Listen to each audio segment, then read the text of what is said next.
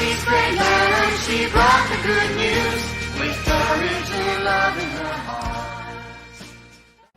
Hi all and welcome to the Monday MacKa Moment. Here I am at All Saints in Fitzroy and I have Father Max Vodola and we've just celebrated Mass here for Mary MacKillop's birthday.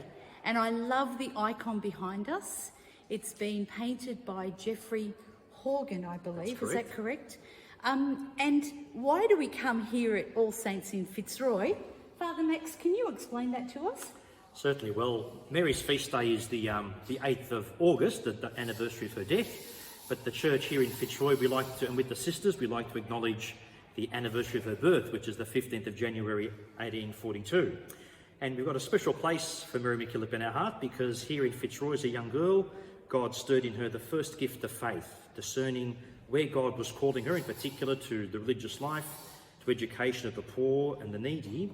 So we often keep in mind here in Fitzroy the importance of listening to God's call today, in our times, the various gifts that God gives us, the gifts that are given for the service of the gospel, for the building up of the body of Christ, but in particular, like Mary today, being on the side of the poor and the marginalised.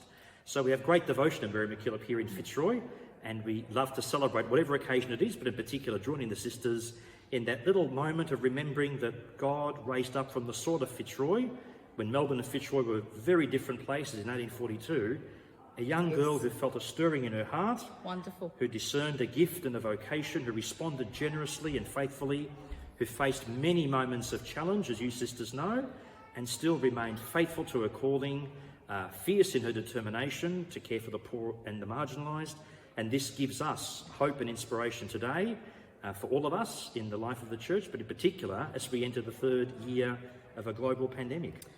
Thank you very much for that, Father Max. And you reminded me that it's not only Mary that continues to follow God's call, but how are you being called to follow and to hear God in your life this week?